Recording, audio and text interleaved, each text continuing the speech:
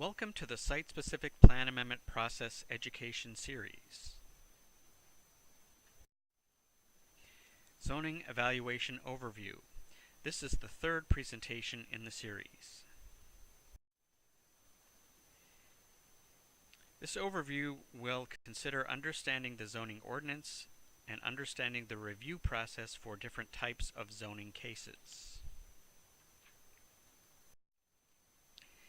The Comprehensive Plan is a document that guides community goals and aspirations with general policies and recommendations regarding the natural and built environment. The zoning ordinance is the body of regulations that defines how property in specific geographic zones can be used. Zoning ordinances specify whether zones can be used for residential or commercial purposes and may also regulate lot size, placement, bulk or density, and the height of structures. Mixed-use development zoning designations allowing residential and commercial or commercial and industrial uses are also part of the zoning ordinance. Proposals to rezone property are evaluated for conformance with the comprehensive plan. Zoning regulates land uses and structures by creating distinct districts to allow land use. Zoning is used for implementing the goals and policies of the comprehensive plan. The purpose of zoning is to promote the orderly development of land, to protect the health, safety, and general welfare of citizens, to encourage the preservation of the natural environment and conservation of natural and historic resources, and to encourage positive economic development.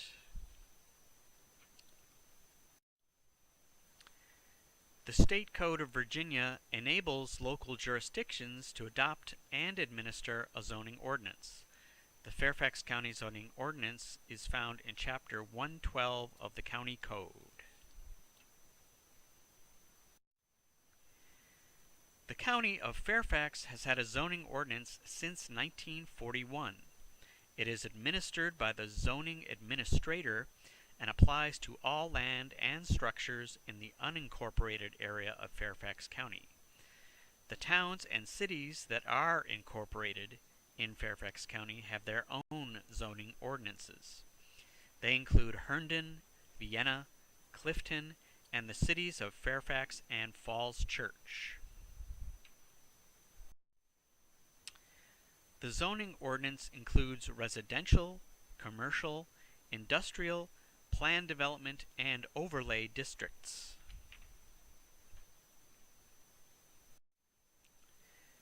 This is an example of one of the county's residential zoning categories of use called the R3 district.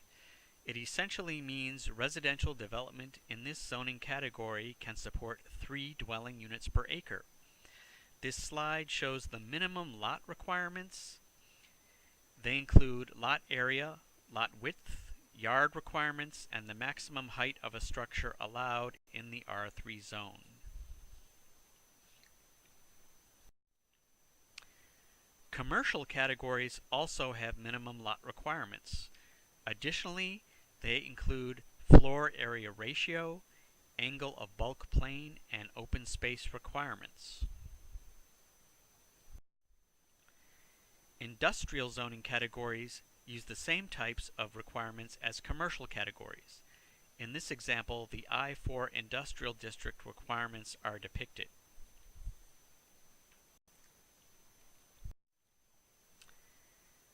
Planned districts and mixed-use development categories have been added to the zoning ordinance to permit a greater amount of flexibility than a single-use category. They encourage innovation and creative design of both residential and commercial uses. These regulations are designed to ensure ample and efficient use of open space. They also provide balanced developments mixing residential and commercial uses. Examples of planned districts include the PDH Planned Development Housing District, the PDC Planned Development Commercial District, the PRC Planned Residential Community District, the PRM Planned Residential Mixed Use District, and the PTC Plan Tysons Corner Urban District.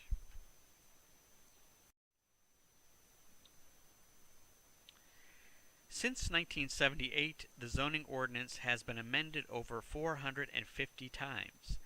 Each year, amendments are proposed and the zoning ordinance is updated to reflect the changing needs and trends of the times. Some recent amendments include food trucks, craft breweries, and riding and boarding stables. Administration of the zoning ordinance casts a wide net. Not only is the staff responsible for interpreting the ordinance, they are responsible for preparing rezoning cases, variances of the regulations, special permits, and exceptions as they relate to the ordinance. For site plans to be approved and building permits to be issued, zoning requirements are cited and followed. The Fairfax County zoning map is a part of the zoning ordinance. Section sheets show boundaries of lots, subdivisions, rezoning approvals, and overlay districts. The map is updated as new zonings are approved. Not only are the permitted uses or uses by right described for the different zoning districts, but special permit and special exception uses are also defined. Special permit and special exception uses can have a large impact on their surroundings. They may be allowed to locate within zoning districts if appropriate, and only under special controls, limitations, and regulations. By right uses in the ordinance mean no special zoning approval is required. The proposed use complies with all district regulations. This includes functional regulations such as the required site plan, building permit, and residential occupancy permits. A special permit requires a public hearing and approval by the Board of Zoning Appeals.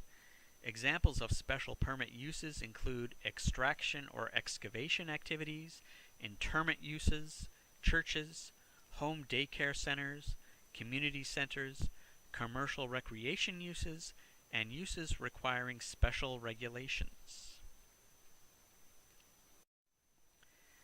Special exceptions are subject to public hearings by the Planning Commission and the Board of Supervisors. They require a longer approval process than special permits and more citizen involvement. Examples of special exception uses are light and heavy public utilities and quasi-public uses such as medical care, child care, churches with schools, and private schools. Special exceptions may also include board approval of certain conditions such as waivers of required zoning ordinance provisions and increases in floor area ratio and building height.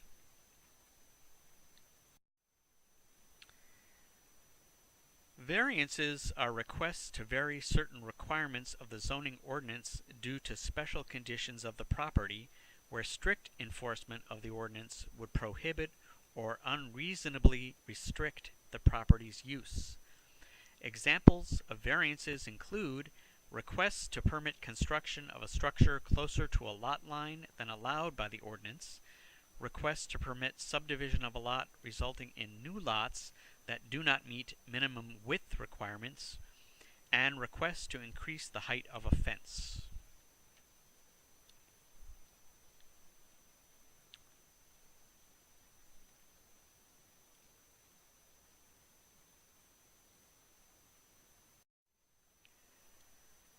Rezoning land is one of the instruments the county uses to facilitate a change in land use. Rezoning is one of the primary means that the county uses to implement its comprehensive plan.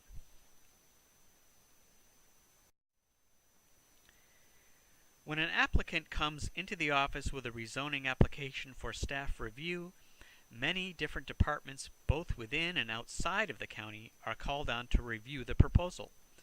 The case is reviewed by many departments to ensure the health, safety, and welfare of the land for the future occupants of the property. The fire marshal, Health Department and Public Works and Environmental Services are among the many departments who check the plan. All departments involved submit comments to address any issues or concerns with the proposal. Fairfax County is proud of its collaborative culture and getting to a yes to help provide professional advice to its customers. Once the rezoning application has been thoroughly reviewed and discussed, staff reports are submitted to the Planning Commission and Board of Supervisors for public hearings with analysis and recommendations for consideration. A generalized development plan is a required submission at the time of filing for a rezoning application for all districts other than a planned district. It is prepared and approved in accordance with the provisions of the zoning ordinance, section 18-203. A final development plan is a required submission following the approval of a conceptual development plan and rezoning application for most planned districts. The final development plan is prepared and approved in accordance with the provisions of the zoning ordinance, section 16-402. A planned district refers to land that is planned and or developed as a planned development housing district, a planned development commercial district, or a planned residential community district, for example.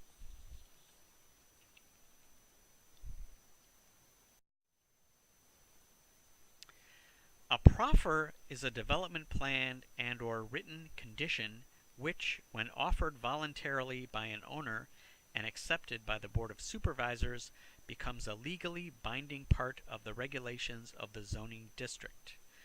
Approved proffers may be modified only by an application and hearing process similar to that required for a zoning application.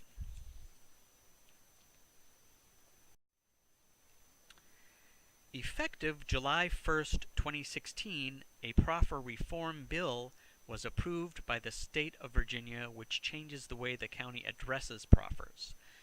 Rezoning applications for residential development are more restrictive as they pertain to proffers.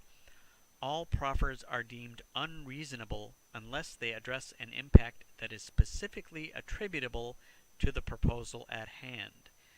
No locality is able to accept or request an unreasonable proffer.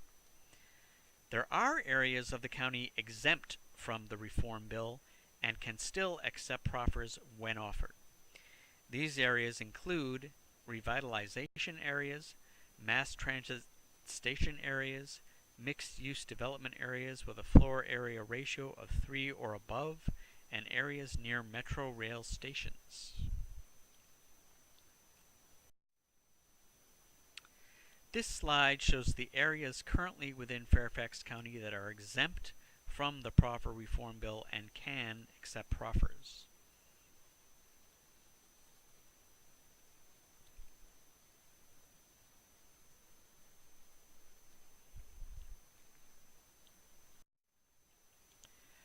Proffers can take many forms and relate to the specific property in question.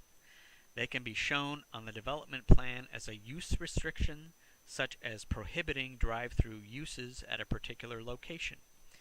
They can also take the form of land dedications or reservations for right-of-way or parkland. Proffers can be offered for construction improvements such as roads and traffic signals. Contributions to schools and affordable housing are also offered as a part of a rezoning case.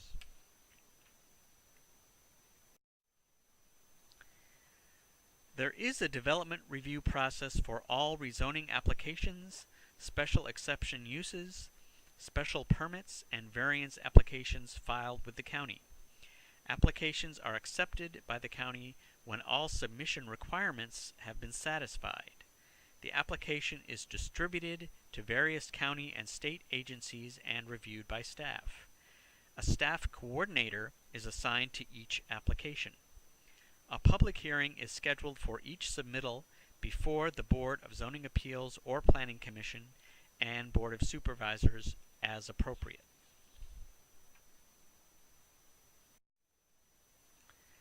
Depending on the type of application that is filed, there are different processing times for development review.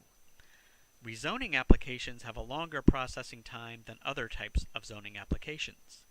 They generally take 9 months to a year on average to process. Special exceptions have a 6 to 9 month window of processing, where special permits and variances only require 4 to 6 months to process on average. As you can see, the development review process has many steps. It requires multiple reviews by staff and revisions by applicants before it proceeds to public hearing. Notifications to the public at large and the properties surrounding the application are sent out before hearings of the Planning Commission and Board of Supervisors. Citizens are always welcome at the public hearings to share comments and issues concerning the proposal before the Commission and the Board.